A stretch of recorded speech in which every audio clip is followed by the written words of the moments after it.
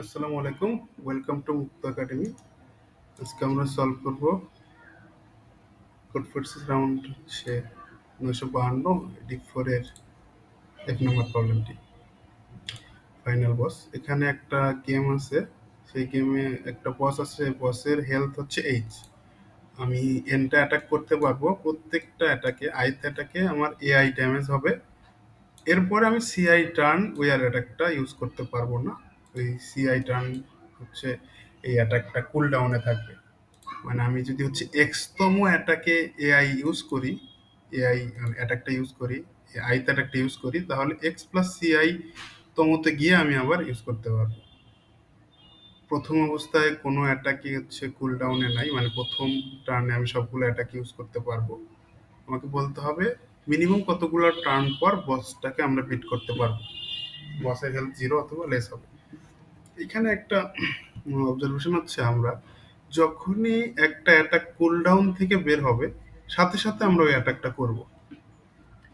কারণ আমরা হচ্ছে একটা টার্নে যে কোনো সংখ্যক অ্যাটাক করতে পারি, মানে যেগুলোই কুল ডাউন থেকে বের হয়েছে সেটাই আমরা অ্যাটাক করতে পারি। এমন না যে হচ্ছে ওই সেকেন্ডে আমি একটা অ্যাটাক করলে অন্য অ্যাটাক করতে পারবো না। তাহলে আমার একটা চয়েস থাকতো যে কুল ডাউন থেকে বের হওয়া একসাথে দুইটা অ্যাটাক বের হয়েছে বা তিনটা অ্যাটাক একসাথে কুল ডাউন শেষ হয়েছে, তখন আমি কোনটা করব, এরকম একটা চয়েস থাকতো। কিন্তু আমার এখানে চয়েস করার কিছু নাই, কারণ সবগুলোই আমি ইউজ করতে পারবো, সব অ্যাটাকে। তো কুল ডাউন থেকে বের হওয়ার সাথে সাথে আমি অ্যাটাকটা করব। আর এটা হচ্ছে অবজারভেশন। আর এখানে হচ্ছে একটা জিনিস আমরা খেয়াল করতে পারি যে এক্সতম এক্সতম টার্নে যদি হচ্ছে আমি বসটাকে বিট করতে পারি, x+1, x+2, x+3, এভাবে এক্স এর থেকে বড় যে কোনো টার্নেই আমি বসটাকে বিট করতে পারবো। আর এই প্রপার্টি ফলো করলে আমরা এখানে একটা বাইনারি সার্চ করতে পারি যে আমরা মিনিমাম টার্নের উপরে হচ্ছে বাইনারি সার্চ করবো যে এত টার্নে আমার বসটাকে কিল করা পসিবল কিনা। যদি পসিবল হয় তাহলে ওর থেকে ছোট কোনোটাতে পসিবল কিনা এইভাবে চেক করে যাব। তো এইখানে হচ্ছে আমরা একটু দেখি, ধরলাম যে হচ্ছে এক্স টার্ন বা এক্স না, আমরা হচ্ছে মিড ধরি, এটাকে বাইনারি সার্চে সাধারণত আমরা মিড ধরি। তাহলে হচ্ছে মিড মিডতম টার্ন, মানে এত টার্নে হচ্ছে বসটাকে কিল করা যায় কিনা। এখন এখানে আমার কি দেওয়া থাকবে, এআই দেওয়া, A1, A2, A3 এভাবে দেওয়া থাকবে, করসপন্ডিং C1, C2, C3 দেওয়া থাকবে। তাহলে A1 অ্যাটাকটা, মানে এই অ্যাটাকটা কখন করতে পারবো? প্রথম টার্নে করতে পারবো, কারণ তখন কেউ কুল ডাউনের নাই। তারপর হচ্ছে 1+C1 এ করতে পারবো। তারপরে হচ্ছে 1+2C1 এ করতে পারবো। A2 এর ক্ষেত্রে কি 1 হবে, 1+C2, 1+2C2, এইভাবে করতে থাকবো। তাহলে আমি যদি ধরি যে C1 ইকুয়াল টু, সাপোজ ধরলাম 4, আর মিড সমান ধরলাম হচ্ছে 10, তাহলে আমরা অ্যাটাকটা কিরকম করতে পারি? 1-এ করবো, 5-এ করবো, 9-এ করবো, 13-তে করবো। তাহলে মিড 10 হলে আমি হচ্ছে তিনটা অ্যাটাক করতে পারি সর্বোচ্চ, এবং তিনটা অ্যাটাকে প্রত্যেকটা অ্যাটাকে A1 করে ড্যামেজ হচ্ছে, তাহলে 3 × A1 ড্যামেজ আমি টোটাল করতে পারবো।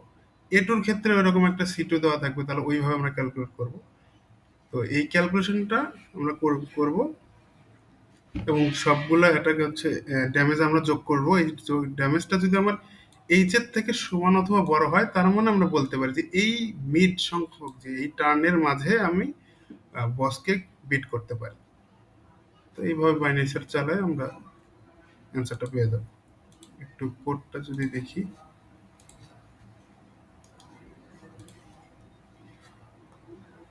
এখানে হচ্ছে প্রথমে আমি এইচ আর এন ইনপুট নিছি, এবারে সবগুলো ড্যামেজ ইনপুট নিছি, কুল ডাউন ইনপুট নিছি।